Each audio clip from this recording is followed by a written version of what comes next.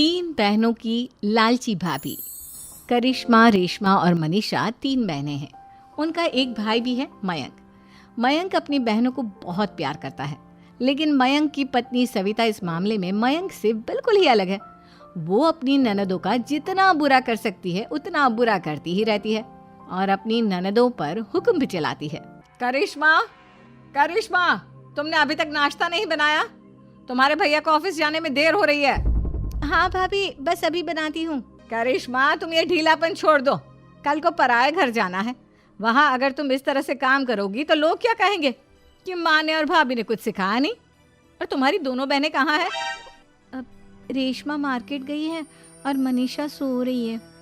क्या? सुबह के 8 बज रहे हैं और ये महारानी अभी भी सो रही है?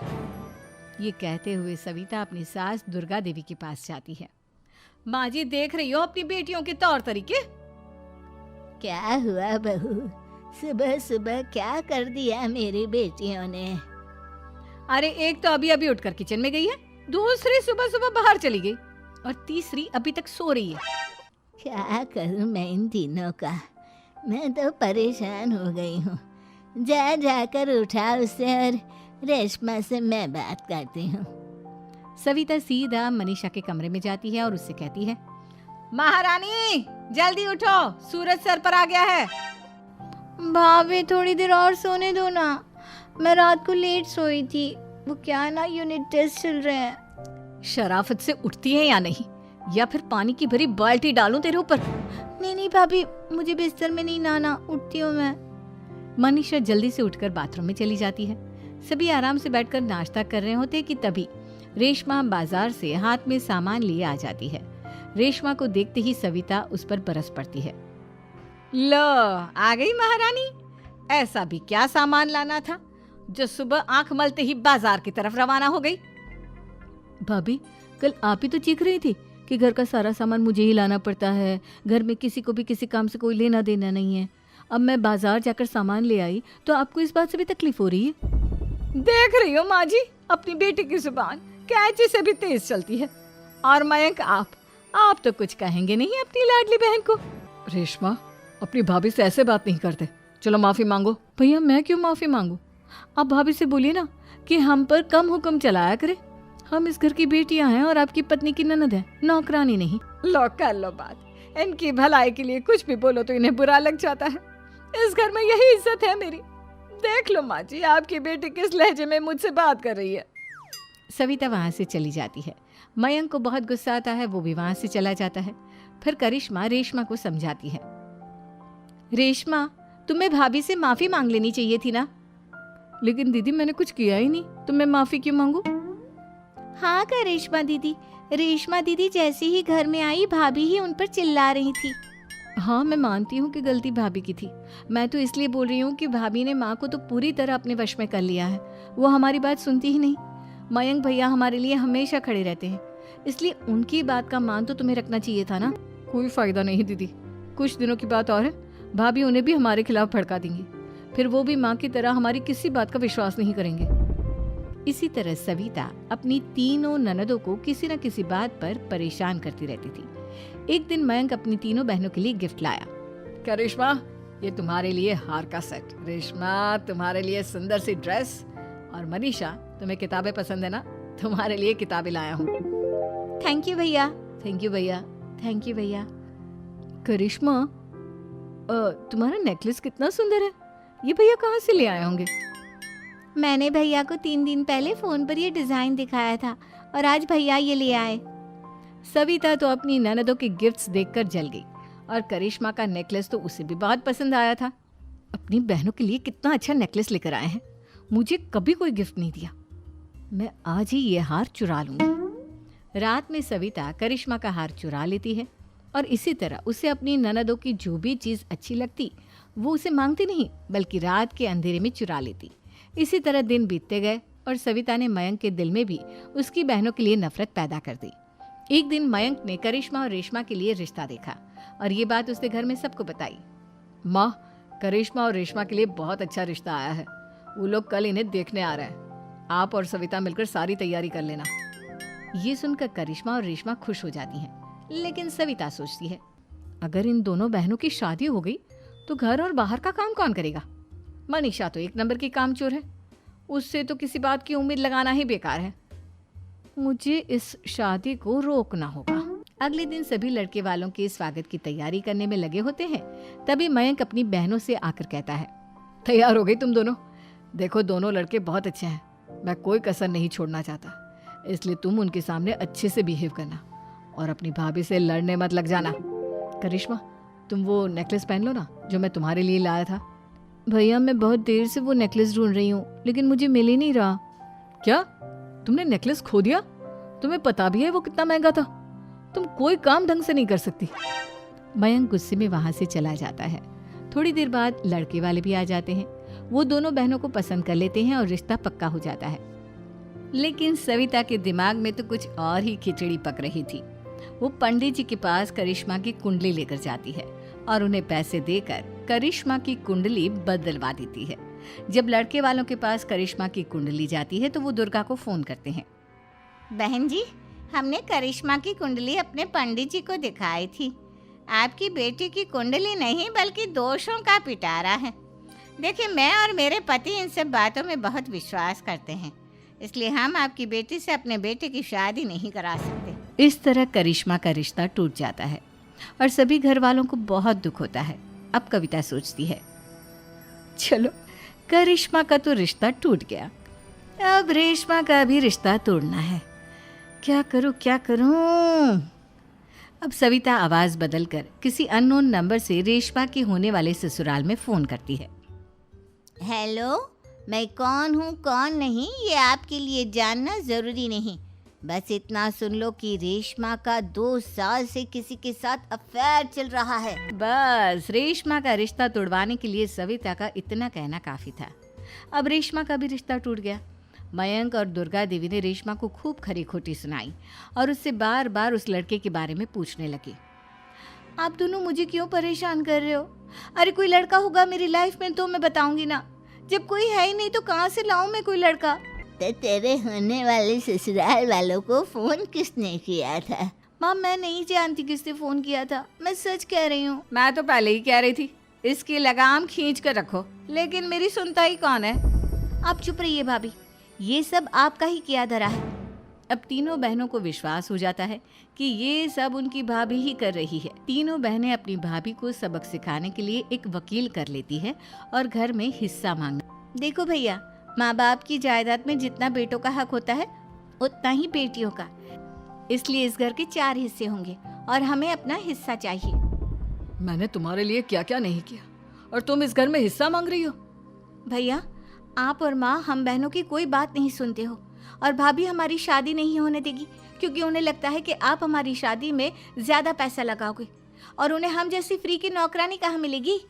तो हम भाभी के साथ तो रह नहीं सकते, हम बहनों को अपना हिस्सा चाहिए।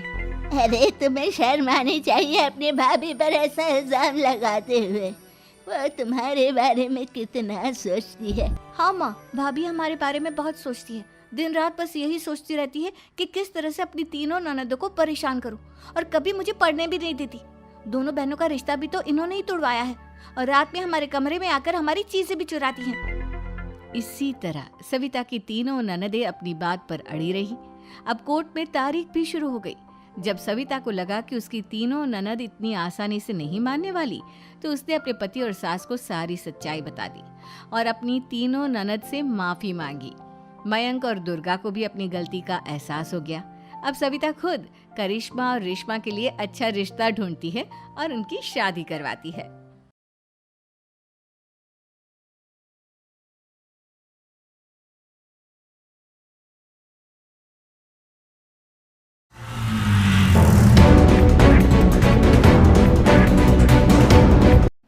जी बहू। सुमित्रा जी का बेटा था अमित और बहू का नाम था अमृता। सुमित्रा जी की बहू की बातें सुनकर ऐसा लगता था कि जैसे वो बहुत इंटेलिजेंट है, क्योंकि उससे कभी भी कोई भी सवाल पूछो फट से जवाब दे देती थी। अरे भाई, उसके जवाब से तो गूगल भी पीछे रह जाता था। और इसलिए कम से कम सुमित्रा जी के घर में तो किसी को भी गूगल की जरूरत ही नहीं पड़ती थी। जब भी घर में कोई बात चलती, कोई कुछ भी कहता, तो अमृता फट से कह देती, ये तो मेरे साथ भी हुआ था, मुझे इसके बारे में सब मालूम है। एक दिन सुमित्रा जी अमित और अपनी बहू अमृता के साथ अमित के बुआ जी, फूफा जी यानी कि मुकेश और उर्मिला जी के यहाँ पर मिलने के लिए गए।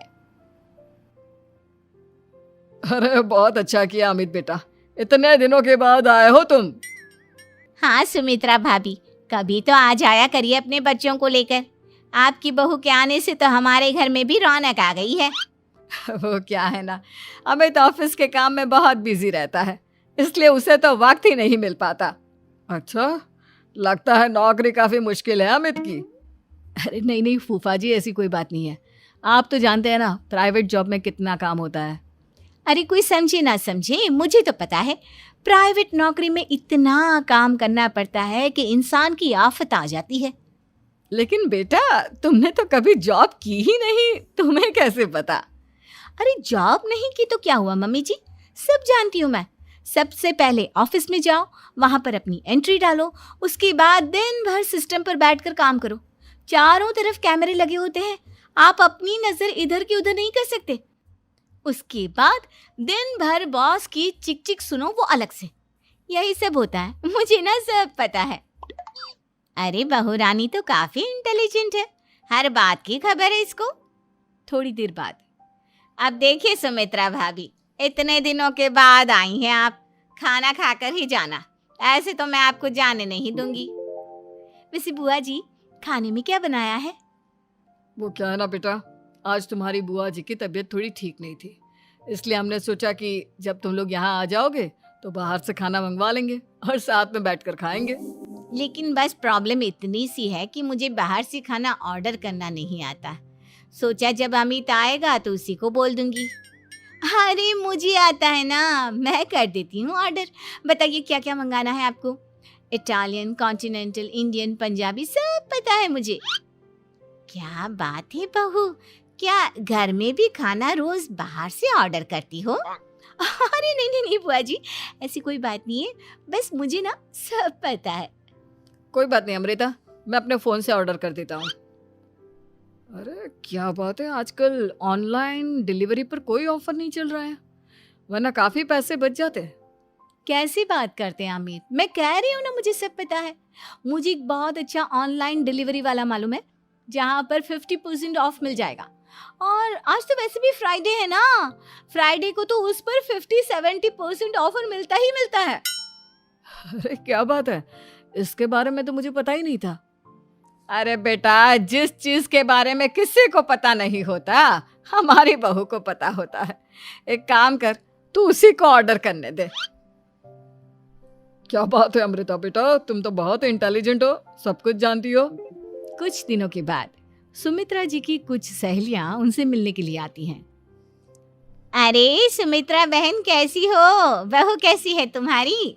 अरे पूछिए मत, बहुत इंटेलिजेंट है मेरी बहू, सब कुछ जानती है। क्या बात है, बहू के आने के बाद तो औरतें दुखी हो जाती है, लेकिन तुम तो बहुत खुश लग रही हो। वो क्या है ना, मेरी बहू है ही इतनी अच्छी। अरे तो बुलाओ ना, हमारे साथ बैठेगी, बातें करेंगी तो हमें भी अच्छा लगेगा। सुमित्रा जी अमृता को बाहर बुलाती हैं और उसके बाद सब लोग बातें करने लगते हैं। क्या बताऊं, कुछ दिनों से घुटनों में इतना दर्द हो रहा है कि चला भी नहीं जाता। अब बुढ़ापे में तो ये सब चलता ही रहता है, क्या कर सकते हैं। आंटी जी आप योगा करिए, योगा और साथ में ना काले तिल खाया करिए, आपके घुटनों का दर्द भाग जाएगा। लेकिन तुमको ये सब कैसे पता बेटा? अरे मेरे भी घुटनों में दर्द होने लगा था, मैंने योगा किया और काले तिल के साथ गुड़ मिलाकर उनके लड्डू बनाकर खाए, एकदम ठीक हो गए हैं मेरे पैर। अमृता ये तुम क्या कह रही हो, इतनी कम उम्र में तुम्हारे पैरों में दर्द कैसे हो सकता है? अरे मम्मी जी सच कह रही हूँ, एक बार अगर कोई ये नुस्खा अपना लेना बस मजा आ जाए। ठीक है बेटा, अगर तुम कहती हो तो मैं ये करके देखती हूँ।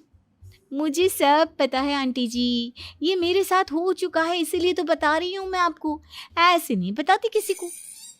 कुछ दिनों के बाद अमित अमृता को अपने दोस्तों के साथ घूमने के लिए ले जाता है। क्या यार, क्या जिंदगी हो गई है, सारा दिन ऑफिस का काम करते रहो, अपनी हेल्थ पर तो ध्यान ही नहीं दे सकते। अरे क्यों नहीं दे सकते अपनी हेल्थ पर ध्यान? सब दे सकते हैं। इंसान चाहे तो कुछ भी कर सकता है। क्या बात है भाभी, आप इतनी श्योरिटी के साथ कैसे कह सकती हैं? अरे आजकल ना एक से एक एप्लीकेशन है मार्केट में, और जानते हैं उसमें कुछ एक्सरसाइज तो ऐसी बताते हैं जिन्हें आप अपने ऑफिस में बैठे बैठे, मेरा मतलब लैपटॉप पर काम करते करते भी कर सकते हैं। अमृता, ऐसी एक्सरसाइज के बारे में तो मुझे भी नहीं पता था, तुम्हें कैसे मालूम? अरे मुझे सब पता है, हर चीज की खबर रखती हूँ मैं, जानते हैं ना आप। लेकिन ऐसी कौन सी एप्लीकेशन है और ऐसी कौन सी एक्सरसाइज है भाभी? एक मिनट, मैं आपको अपने मोबाइल में दिखाती हूँ। अरे वाकई में भाभी तो सही कह रही हैं। देखो यार, इसमें कितनी अच्छी एक्सरसाइज दिखाई गई है। अपनी चेयर पर बैठे बैठे एक्सरसाइज भी कर लो, काम भी और हेल्थ भी। वाह भाभी वाह, मजा आ गया। लेकिन अमृता, तुम्हें इस बारे में कैसे पता? अब मेरे साथ जो चीज हो चुकी है उसके बारे में तो मुझे पता होगा ही ना अमित। मतलब तुम कब ऑफिस में काम करने गई जो तुमने ऑफिस करते करते एक्सरसाइज की? मैं जो किचन में काम करती हूँ अमित, घर के काम, वो किसी ऑफिस के काम से काम है क्या? बस मैं भी वो सब करते करते इनमें से कुछ एक्सरसाइज ट्राई कर लेती हूँ, इसीलिए मुझे सब पता है। सही है यार, तुम तो बहुत इंटेलिजेंट हो। कुछ दिनों के बाद, ये क्या है? एक दोस्त ने मेरे साथ एक मजाक किया है, लेकिन समझ में ही नहीं आ रहा। अरे बेटा, तो अमृता से पूछ लेना, उसके पास कोई ना कोई जवाब जरूर होगा। ठीक कहती है मम्मी जी, मैं सब जानती हूँ। लेकिन अमृता, ये थोड़ा मुश्किल है, सोच लो। मेरे लिए कुछ भी मुश्किल नहीं, दुनिया की कोई भी पहेली हो मैं चुटकी में सॉल्व कर लेती हूँ। अच्छा ठीक है, देखो मेरे दोस्त ने मुझे एक खाली पेपर दिया है और कहा है कि इस पर उसने मेरे लिए कुछ मैसेज लिखा है। अब एक बात बताओ यार, खाली पेपर पर, I mean, जिस पर कुछ भी नहीं लिखा हुआ, उसे मैं कैसे पढ़कर बताऊं? अरे बस इतनी सी बात, इसे तो मैं चुटकियों में सॉल्व कर दूंगी अमित। लेकिन कैसे बहू? इस पेपर पर तो वाकई में कुछ नहीं लिखा हुआ, एकदम खाली पेपर है, कैसे, क्या पढ़ोगी तुम? अमित, एक छोटा सा काम करो, जल्दी से एक मोमबत्ती लेकर आओ। अरे बहू, पेपर में आग लगाने का इरादा है क्या? नहीं मम्मी जी, इस पेपर पर अमित के दोस्त का लिखा हुआ मैसेज पढ़ने का इरादा है। अमित कैंडल लेकर आता है। अब ना बस इस पेपर को धीरे धीरे कैंडल के ऊपर घुमाते रहो, देखना 2 ही मिनट में मैसेज आपकी आंखों के सामने होगा। अच्छा ठीक है, मैं ऐसा करके देखता हूँ। 2 मिनट के बाद, अरे वाकई में इस पर तो अक्षर बनने लगे, लेकिन ये हुआ कैसे? और अमृता, तुम्हें कैसे पता? बात सिंपल है मम्मी जी, अमित के दोस्त ने नींबू के रस से मैसेज लिखकर उसे सुखा दिया। आप अगर मैसेज पढ़ना हो ना तो पेपर को आग के सामने ले जाओ और लेटर्स अपने आप उभर कर आ जाते हैं। वाह बहू, लेकिन तुम ये सब कैसे जानती हो? अरे मम्मी जी, जब मैं छोटी थी ना तो अपनी सहेलियों के साथ ऐसे ही गेम खेला करती थी।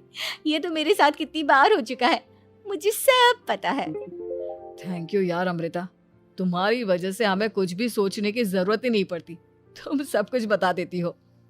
कुछ दिनों के बाद सुमित्रा जी को अमृता के प्रेग्नेंट होने की खुशखबरी मिलती है और सुमित्रा जी अमृता को डॉक्टर के यहाँ लेकर जाती है।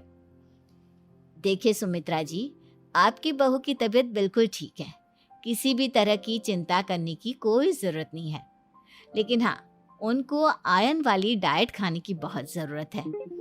ठीक है डॉक्टर साहब, आप बता दीजिए मैं अपनी बहू को क्या क्या खिलाऊं ताकि उसकी तबीयत ठीक रहे और आने वाले बच्चे की भी। अरे मम्मी जी, इसमें डॉक्टर से पूछने की क्या ज़रूरत है? किशमिश है, अनार है, पालक है, ये सब खाना चाहिए, आयरन का लेवल बिल्कुल बराबर रहता है। अरे वाह, आपकी बहू तो सब कुछ पहले से ही जानती है। ये तो बहुत अच्छी बात है। देखो, आयरन के साथ तुम्हें कैल्शियम भी खाना होगा। जानती हूँ मैं, अगर आयरन की खाली सप्लीमेंट लेते हैं और कैल्शियम नहीं लेते तो बॉडी उसे अच्छे से एब्जॉर्ब नहीं कर पाती, सब पता है मुझे। बहू, ये भी मालूम है? हाँ मम्मी जी, आप तो जानती है ना, मुझे सब पता है। आपकी बहू की बातें सुनकर अच्छा लग रहा है। मुझे ऐसी बहुत कम लड़कियां मिलती हैं जिन्हें इतनी नॉलेज होती है, सारे सवालों के जवाब देती है और हमारे इंडिया में तो वैसे भी हालात बहुत खराब है।